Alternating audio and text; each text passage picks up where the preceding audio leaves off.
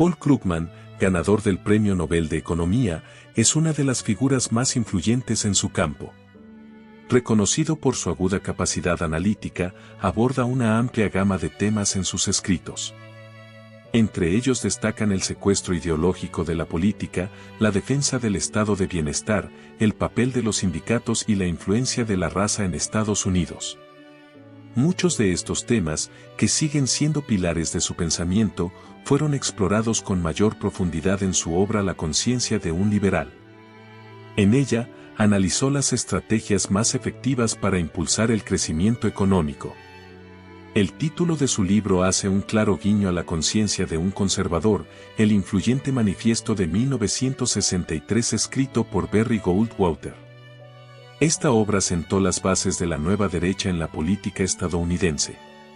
Aunque Goldwater perdió las elecciones presidenciales de 1964 frente a Lyndon Johnson, muchas de sus ideas fueron retomadas más tarde por Ronald Reagan.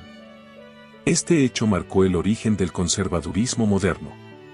Con la conciencia de un liberal, Krugman se propuso realizar para el centro izquierda lo que Goldwater logró para la derecha. Sin embargo, como él mismo señala, sus ideas no se sitúan estrictamente en la izquierda, sino que representan una visión que considera parte de la corriente dominante. Krugman señala que gran parte de los problemas de Estados Unidos se originan en una ideología política y económica que, por su naturaleza, fomenta la desigualdad. Esto contrasta de manera contundente con las décadas posteriores a la Segunda Guerra Mundial, cuando predominaba un consenso político que aspiraba a generar prosperidad para todos.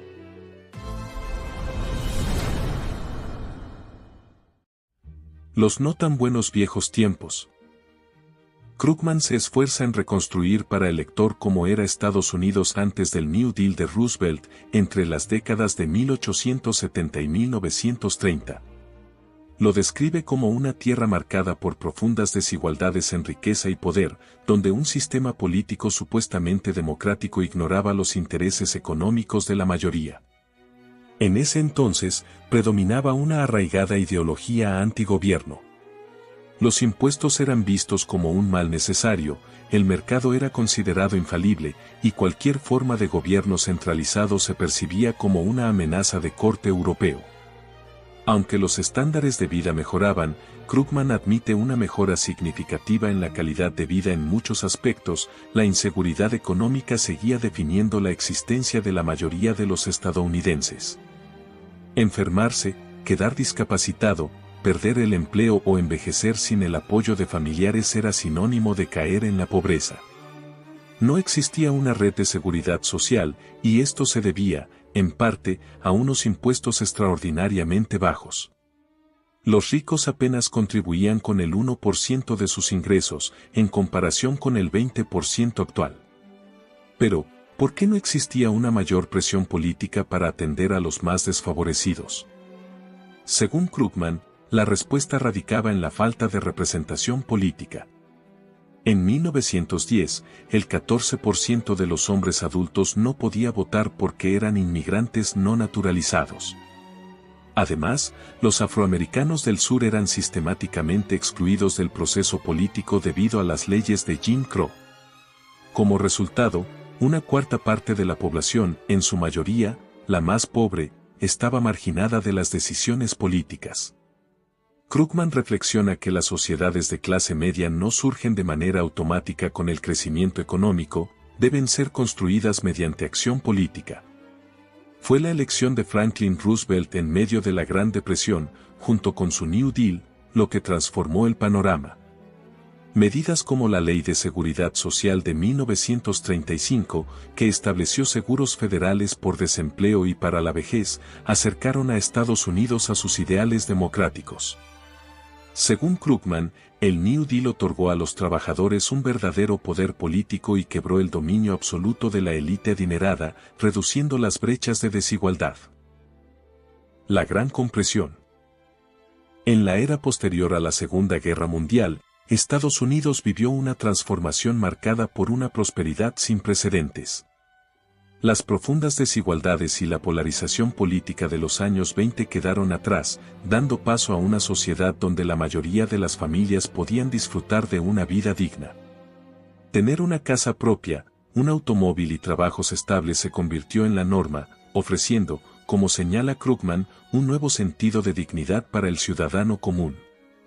Mientras que en los años 20 los trabajadores temían a sus jefes, en esta nueva era contaban con salarios justos, condiciones laborales seguras y acceso a seguros de salud y empleo. Este cambio radical tuvo su origen en la Ley de Relaciones Laborales Justas de 1935, impulsada por Franklin Roosevelt. Esta ley garantizó el derecho de los trabajadores a organizarse y fortaleció a los sindicatos, lo que derivó en una mejora significativa de las condiciones laborales. La conciencia de clase que había definido los años 20 se desvaneció, ya que las brechas entre ricos y pobres se redujeron drásticamente. Una familia podía conducir un Chevy y otra un Cadillac, pero, como escribe Krugman, no había grandes diferencias en los lugares a los que podían ir o en lo que podían hacer. ¿A qué se debió esta disminución en el número de ricos? La respuesta se resume en una palabra: impuestos. Durante los años 20, la tasa máxima de impuestos sobre los ingresos no superaba el 24%. Roosevelt cambió esta realidad, estableciendo tasas más altas que se mantuvieron durante las décadas de 1950 y 1960 para financiar programas sociales y la Guerra Fría. La teoría económica tradicional advertía que intervenir en las leyes de oferta y demanda tendría consecuencias negativas. Según esta perspectiva, impuestos elevados sobre las ganancias destruirían los incentivos empresariales y un aumento significativo de los salarios conduciría al desempleo masivo. Sin embargo, ocurrió lo contrario. Una intervención gubernamental sin precedentes coincidió con un auge económico que se extendió hasta las crisis del petróleo de los años 70. Este éxito desconcertó a los economistas partidarios de la reducción de impuestos, quienes, según Krugman, intentaron reescribir la historia. Para ellos, la prosperidad comenzó con Ronald Reagan. Pero los datos no respaldan esta narrativa. El crecimiento de los ingresos durante las administraciones de Reagan, Bush y Clinton no alcanzó los niveles experimentados entre la Segunda Guerra Mundial y mediados de los años 70. Krugman subraya que, aunque la Gran Depresión sigue siendo un referente en la memoria colectiva, la Gran Compresión ha caído en el olvido. Este fue un periodo crucial en el que Estados Unidos logró construir una sólida clase media y reducir la desigualdad, todo ello impulsado por políticas gubernamentales visionarias. ¿Una nueva edad dorada? Krugman destaca que, aunque Estados Unidos es hoy mucho más productivo y rico que a principios de la década de 1970, la sensación de una prosperidad compartida ha desaparecido. Es cierto que el ingreso promedio, la riqueza total dividida entre la población, ha crecido considerablemente. Pero para el autor este aumento se debe, en gran medida, al desproporcionado incremento de la riqueza de los más ricos, lo que distorsiona las estadísticas. Un indicador más revelador es el ingreso medio, el que refleja la situación de quienes se encuentran en el centro de la distribución, lejos de los extremos de riqueza o pobreza. Ajustado por inflación, el ingreso medio de los hombres adultos de entre 30 y 40 años ha caído un 12% desde 1973. Este retroceso explica por qué en muchas familias ambos padres deben trabajar y por qué, en general, las personas dedican más horas al trabajo que la generación previa. ¿Por qué las ganancias del 1% más rico se han distanciado tanto incluso de las del 10% más rico? Una explicación frecuente, aunque con poca evidencia que la respalde, es que el cambio tecnológico ha incrementado las recompensas para los trabajadores altamente calificados. Sin embargo, esta teoría pasa por alto lo que podría ser la causa más profunda, lo que Krugman describe como instituciones, normas y poder político. Gran parte de este aumento en la desigualdad puede atribuirse al debilitamiento de los sindicatos, resultado de una intensa y bien financiada campaña conservadora en su contra.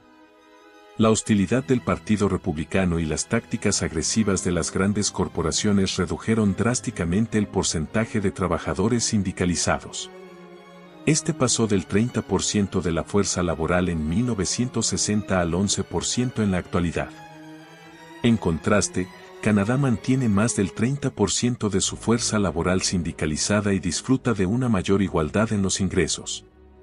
Por tanto, el crecimiento de la desigualdad en Estados Unidos no se explica tanto por los avances tecnológicos como por profundos cambios políticos. La política de la desigualdad. Para Krugman, no es casualidad que los conservadores de derecha hayan tomado el control del Partido Republicano a mediados de la década de 1970. Tampoco lo es que el aumento de la desigualdad, documentado de manera clara, haya comenzado a principios de los años 80. Según él, el cambio político polarizante vino primero, y la creciente desigualdad económica le siguió. Pero, si esto es cierto, ¿por qué los estadounidenses eligieron en 2 ocasiones a George Bush, que encarnaba este nuevo tipo de conservadurismo? Krugman señala que una de las características de los nuevos republicanos es su uso de temas de seguridad nacional como una cortina de humo para desviar la atención de lo que realmente ocurría en la economía. Es probable que Bush no hubiera sido reelegido de no haber sido por los atentados del 11 de septiembre y la guerra en Irak, que inicialmente aumentó su popularidad. La que se desmoronó cuando se comprobó que estaba basada en premisas falsas. Además, Bush intentó, y fracasó, privatizar la seguridad social, una estrategia coherente con el nuevo Partido Republicano, que aprovechaba temas raciales con fines electorales. El movimiento por los derechos civiles de los años 60 y 70, según Krugman, generó una reacción blanca que se centró en la oposición al sistema de salud universal y al estado del bienestar. 2 áreas de las que los afroamericanos son grandes beneficiarios. En la etapa más reciente, la derecha experimentó un creciente poder intelectual, respaldado por una generosa financiación destinada a centros de estudios conservadores. No obstante, Krugman aporta datos que revelan una tendencia creciente de los estadounidenses a inclinarse hacia la izquierda en diversos temas. Según él, Estados Unidos no es en realidad una nación conservadora, ni siquiera de centroderecha, sino de centroizquierda. Esta nueva realidad política ha sido impulsada, en parte, por la inmigración. La mayoría de los nuevos inmigrantes son hispanos o asiáticos, y no se identifican con la ideología antiestatal del nuevo conservadurismo. Además, al no ser blancos, se sienten instintivamente alejados de la blancura del Partido Republicano y su aparente disposición a explotar la reacción blanca para ganar poder. De hecho, muchos argumentan que esto fue precisamente lo que Donald Trump hizo para ganar la nominación republicana en 2016. Energizó a la base votante blanca del Partido Republicano e inspiró a otros estadounidenses blancos que se sentían marginados a votar en una América cada vez más multicultural. Sin embargo, la victoria final de Trump en las elecciones presidenciales también puso en duda la teoría de Krugman de que Estados Unidos es inherentemente una nación de centro-izquierda. Al analizar los resultados de esa elección, se observa que solo la mitad de los estadounidenses encajan en esa descripción. La acción política como motor de la prosperidad. La afirmación de Krugman de que Estados Unidos es inherentemente progresista exige una explicación sólida. Esto resulta especialmente relevante frente a la percepción generalizada entre muchos no estadounidenses. La mayoría ve al país como un refugio para conservadores dispuestos a paralizar el gobierno con tal de imponer sus puntos ideológicos. Sin embargo, la elección de Obama en 2008 y 2012, junto con la implementación de Obamacare, el régimen de seguro de salud universal, otorgan respaldo a esta visión. Krugman resulta particularmente convincente cuando argumenta que solo la política tiene el poder de liderar la reducción de la desigualdad económica y sus efectos negativos. Mientras la riqueza tiende a surgir de forma natural, la prosperidad equitativa siempre ha dependido de la acción política. Para Krugman, el aumento de la desigualdad no es únicamente una consecuencia de los avances tecnológicos o la globalización, sino el resultado de valores políticos y decisiones que pueden ser revertidos. Deseo que este video te haya resultado valioso. En ese caso, sugiero que te suscribas al canal para ver más contenido de este estilo. Hasta pronto.